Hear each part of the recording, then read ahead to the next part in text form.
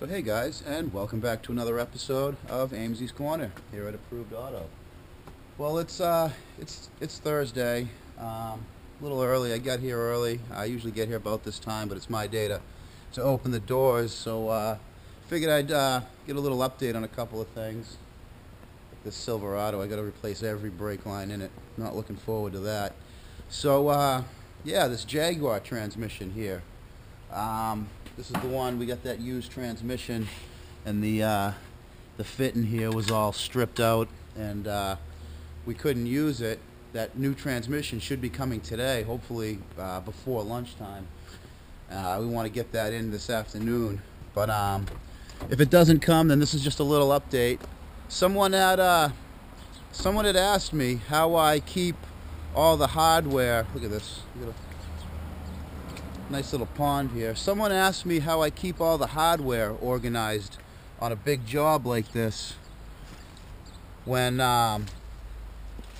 something goes wrong and we got to push the car out for a day, a week, 2 weeks, a month, who knows how long sometimes. How do I keep all the hardware organized and in one place and make sure everything comes back? Well, I know I've mentioned this in some of my other videos, and it all comes down to grouping and having something to group on. And what I do is I just use an old toolbox tray. I've got a couple of these, and I group all the hardware. Like, this is all the exhaust stuff. This is like the bolts for the rubber U-joint. You know, I just kind of keep everything organized in these little trays, and then if something goes wrong, I can just put it in the trunk of the car, or in this case, very carefully on the driver's floor, and when it comes time to push the car back in, everything's right where I left it. And that's probably the #1 reason why I never recommend putting tools or nuts and bolts on, like, the cowl. Like, a lot of times you'll see people work on cars, they'll put all the nuts and bolts like in this little area here, or in these little rails on the fender. And that's why I never do that, because for one, it's hard to remember exactly where everything went if it's all over the car. It's easy to lose stuff, and if you got to package the job up like that, they're on that tray. You just put them away. As far as like big stuff on a job like that, you know, like the transmissions, we kind of just keep here. We're actually, let's take a look at what we got. This is kind of funny. We got the original transmission. That's the original one that's burnt up. We got this one here under the hats. We got tons of hats. Just end up everywhere, I guess. You see everywhere. This is the first replacement transmission that worked all right, but it had that temp sensor code that you can't replace. Way to go, Jaguar. And then we have this transmission, is the one they shipped us with that fitting that you just saw. That's $1, 2, 3, you know, about a few $1,000s worth of junk Jaguar transmission sitting here. But anyways, I gotta get to getting these brake lines in this truck, which is in New England kind of common on these Chevys. I'm gonna take a quick look.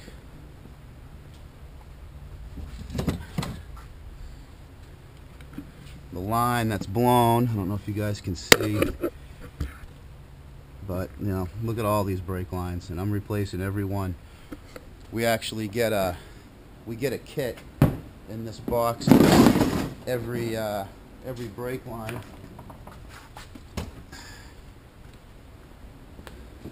Let's see what these look like.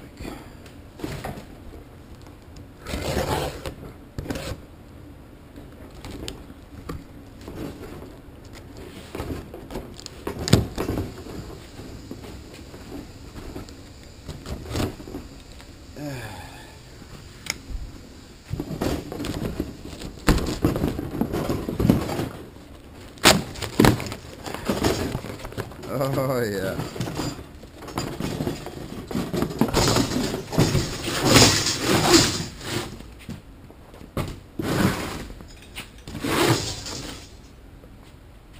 And that is pretty much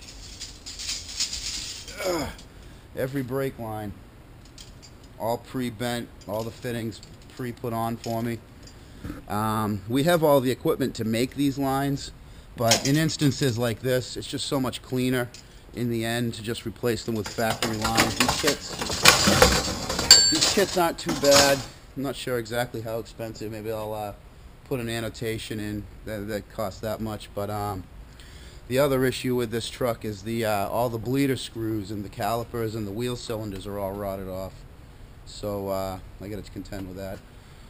Well, anyways, guys, I got to get this place going. I got to get my act together, get my shirt on, and get to spinning some wrenches. And hopefully that Jaguar transmission comes in and we can get that put in today and go for a little drive in that a little later. So let's see what happens next, shall we?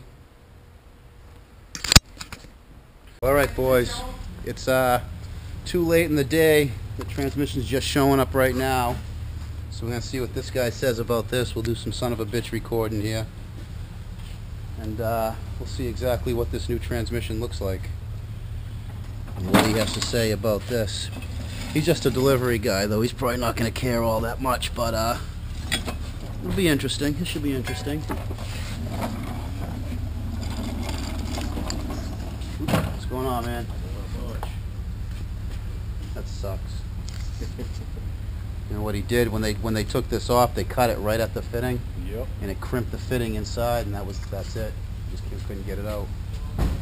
I just want to make sure the new one hasn't got the same problem. Yeah, no problem.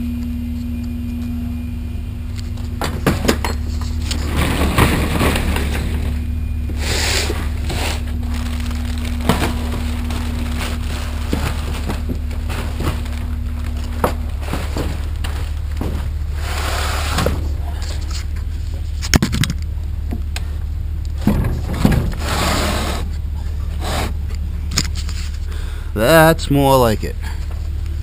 That one's... Is this like a two-man lift up here? Or is this a fucking... What's that?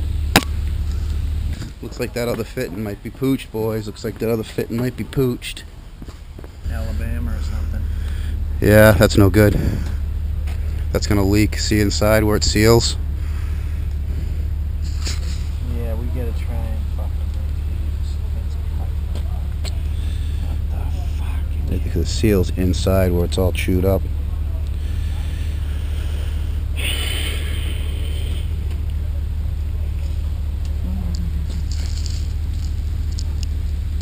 It's gonna be interesting. So that inside's this where it seals, right where that big scar is. Yeah. What's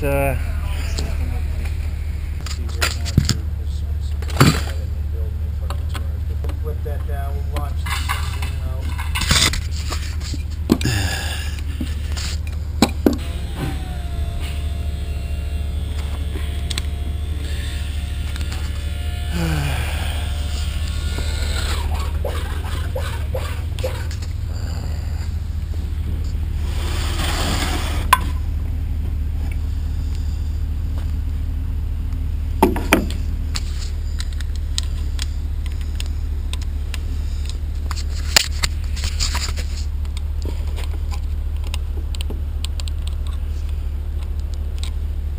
Yeah, that's actually the fitting still in there.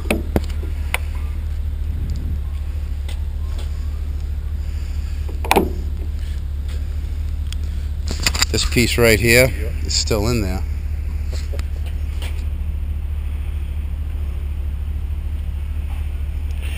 You know what, we'll take it. Hopefully I can get it out without damaging it. I'll just have to take my time, and maybe we can keep this one out of the cabbage too. Oh, if it ain't one thing, it's another, boys. If it ain't one thing, it's another. Well, alright guys, I got a project on my lift I gotta get back to. I can't really take a look at this very moment, but let me get a couple things taken care of, and we'll take a look at this tranny and see if we can save this thing. Well, alright guys, it's close enough to 5 o'clock to call it 5 o'clock. I got all my projects out for today. We decided to keep this transmission because there doesn't appear to be any more left used in the country. you know, this is kind of an old car. Not a lot of these cars around, so the fact that we actually had 4 transmissions for a mid-90s Jaguar XJ8 is kind of hard to do, to get 4 of these in one place at one time. But unfortunately, whoever keeps pulling these things out keeps messing these fittings right there up. So let's see if we can get some light in there. What's inside of there? If you look, you can see these threads are all chiseled out here. Looks like whoever did this cut this fitting. Yeah, it's on your box. Kerry handed it to me, so I figured it was for you. So someone cut this fitting just like they cut this one, but they cut them right at the bolt piece here. And what that does is it tweaks this end of it and locks it in. And what's in there right now is a broken off, this piece here, broken right off right inside. So I gotta figure out how to get that broken piece out. I'll probably think about that tonight. But hopefully I can save that transmission, get that piece out, because if I can't save that one, then I'm not sure what we're gonna do for that car over there. You know, I don't know what we're gonna do for that. But well, my car runs great. My car runs great. You know, the Sonnet's loving it. I'm loving the Sonnet. I can't wait to get that into some car shows. But anyways, I kind of was hoping that tranny would have come earlier, and this video would have had me putting that transmission in that car and taking it home overnight, so I can get a nice overnight road test in it. But you know, way she goes, boys, way she goes. We didn't get that transmission till 2:30, 3 o'clock, and it might be as dicked as the last one we got. We'll have to tear into that probably tomorrow morning, first thing in the morning. See if we can save that fitting. So why don't you guys tune in tomorrow and let's see if we can keep that Jaguar out of the cabbage. So until next time, you guys keep it out of the cabbage too.